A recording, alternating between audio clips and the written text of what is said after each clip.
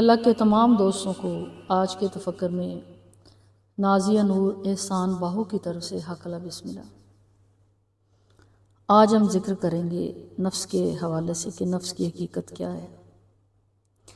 آپ بچپن سے نفس کا لفظ سنتے ہیں، پڑھتے ہیں، اس کا مطالعہ کرتے ہیں اور یقیناً اس بارے میں آپ بہت معلومات رکھتے ہیں اور آپ میں سے ہر کوئی جو ہے نفس کی حقیقت سے آگاہ بھی ہے۔ بہرحال آپ اور میں مل کر آج کے تفکر میں نفس کی حقیقت کو جو ہے وہ جاننے کی کوشش کرتے ہیں، قرآنی استدلال کی روشنی میں، نبی صلی اللہ علیہ وسلم کی حدیث کی روشنی میں اور مختلف اولیاء کرام کے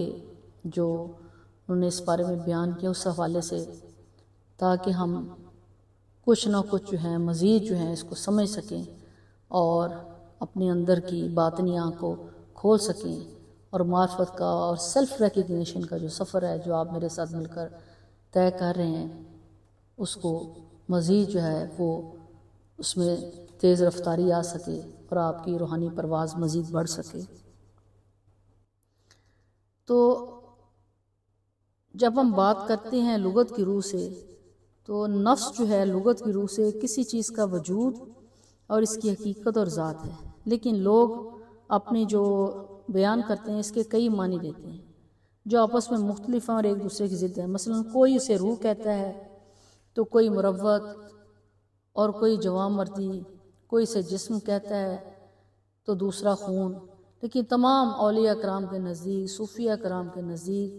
اللہ والوں کے نزدیک ان معنوں میں سے کوئی بھی معنی مراد نہیں، بلکہ وہ نفس کو شر کا منبع اور برائی کا رہنما کہتے ہیں اور اس پر ان سب کا اتفاق ہے۔ ایک جو ان میں جو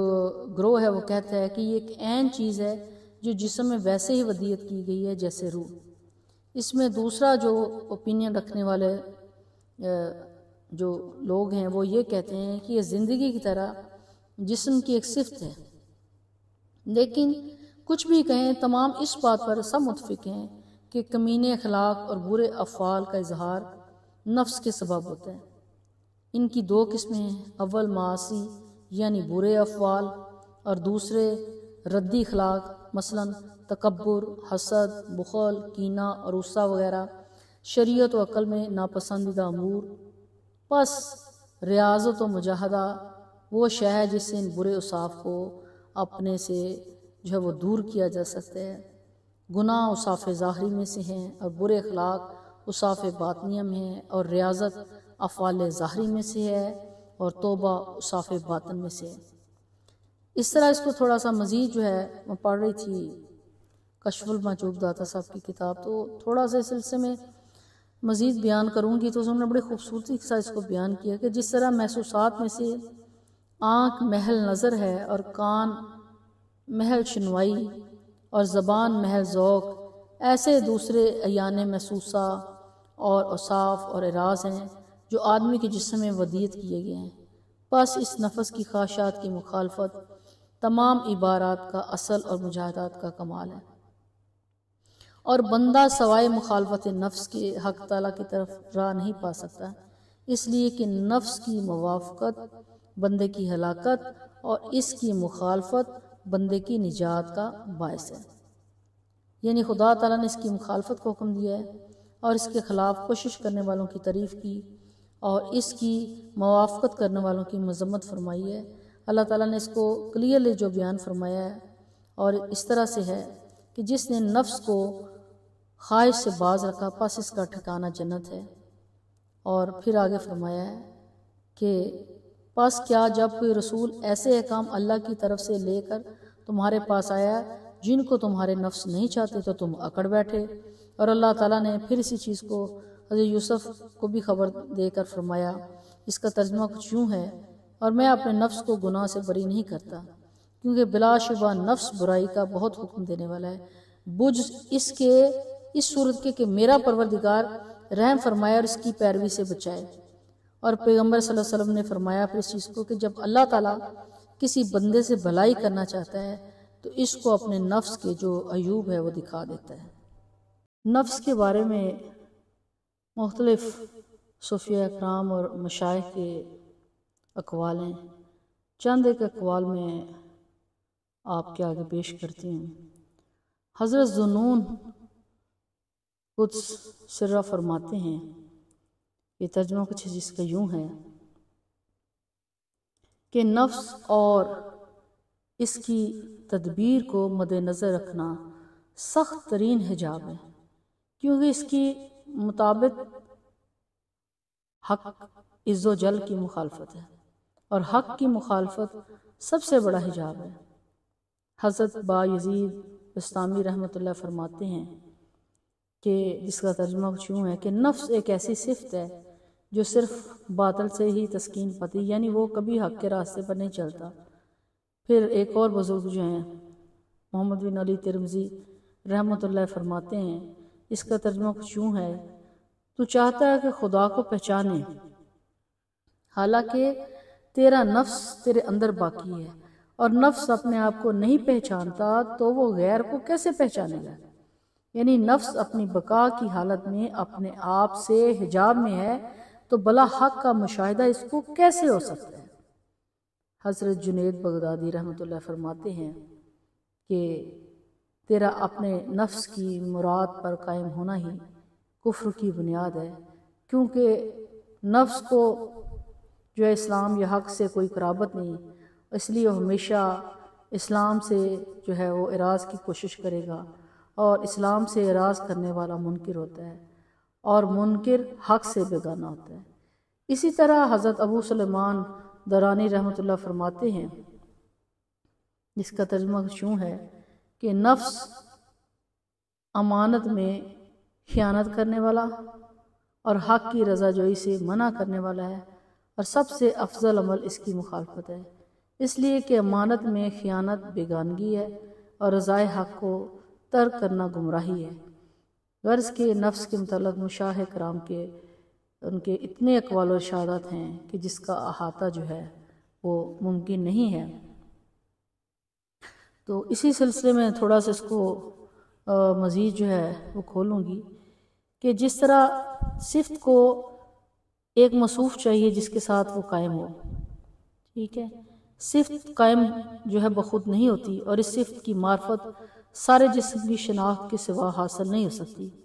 جسم کی شناخت کا طریق انسانیت کے اوصاف اور اس کا بھید بیان کرنے میں ہے، اور انسانیت کی حقیقت میں لوگوں نے کلام کیا ہے کہ انسانیت کس چیز کا نام ہے اور کس چیز کے لائق ہے۔ اس کا علم سب طالبان حق پر فرض ہے، اس لیے کہ جو شخص اپنی حقیقت سے جاہل ہے وہ غیر کی حقیقت سے زیادہ جاہل ہے۔ چونکہ بندے کو اللہ تعالیٰ کی معرفت کا حکم دیا گیا ہے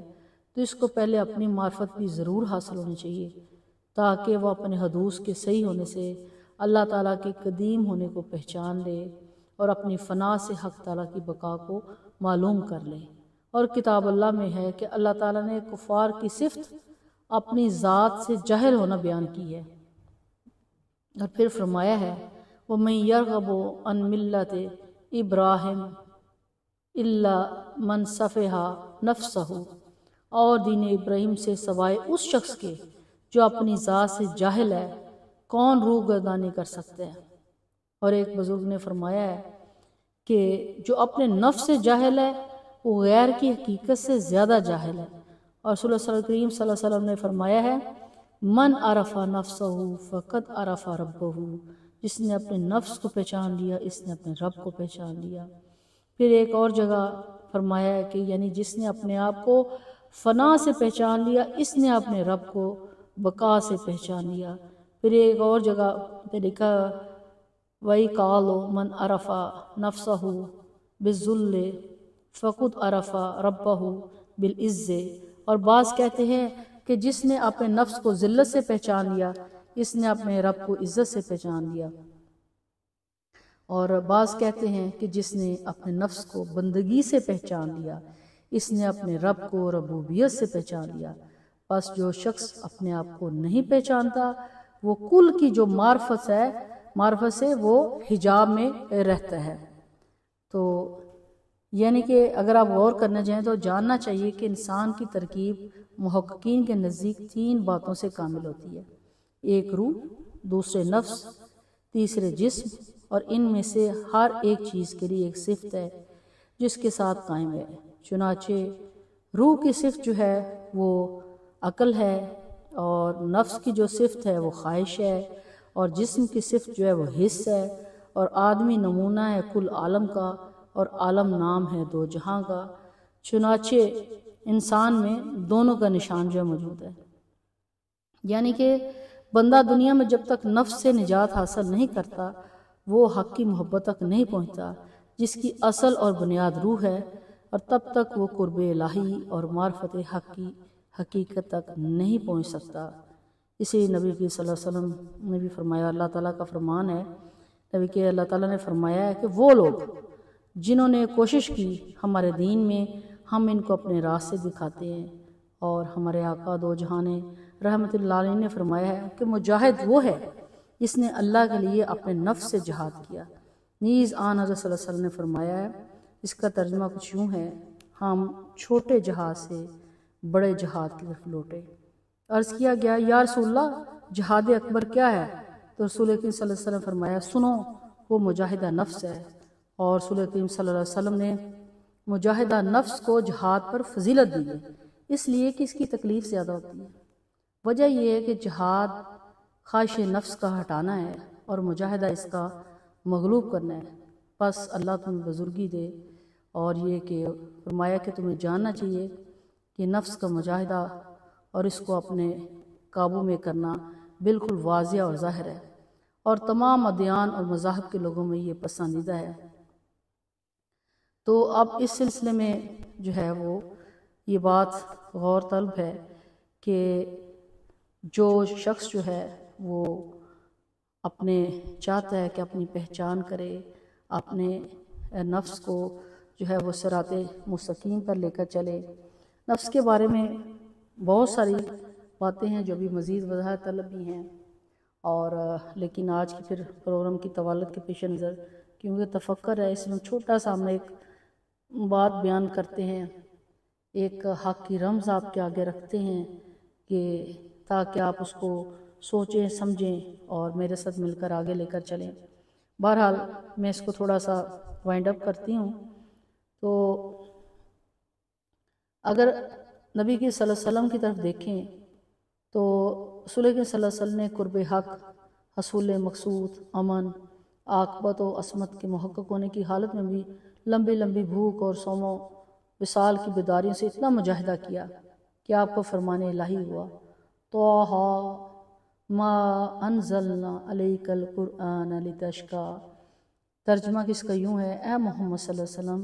ہم نے قرآن آپ پر اس لیے نازل نہیں کیا کہ آپ اس کی وجہ سے رنج اٹھائیں۔ حضرت ابو ہریرہ رضی اللہ تعالیٰ عنہ سے روایت ہے کہ رسول اللہ صلی اللہ علیہ وسلم مسجد نبی کی تعمیر کے وقت خود اینٹیں اٹھاتے تھے، اور میں دیکھتا تھا کہ آپ کو تکلیف ہوتی تھی۔ میں نے عرض کیا، یا رسول اللہ صلی اللہ علیہ وسلم وہ اینٹ مجھے دے دیجیے کہ میں آپ کی جگہ کام کروں۔ آپ صلی اللہ علیہ وسلم نے فرمایا، کچھ کا ترجمہ یوں ہے کہ عربی میں جو آپ نے فرمایا کہ ابو ہریرہ تو دوسری اینٹ لے لے، کیونکہ اچھی زندگی تو آخرت کی زندگی ہے، یعنی آخرت ہی عیش کا مکان ہے، اور دنیا تو رنج اور مصیبت کا گھر ہے۔ یعنی اب یہ اس بات سے روز روشن کی طرح بالکل یہ واضح ہو گیا ہے کہ نفس پر کس طرح سے قابو پایا جا سکتا ہے، اور نفس کے لیے مجاہدہ ریاضت جو ہے وہ کتنا ہی ضروری ہے۔ تو اللہ تعالیٰ جو ہے ہمیں ان تمام صوفیہ کرام نے جو نفس کے اس طرح سے ڈیفائن کیا،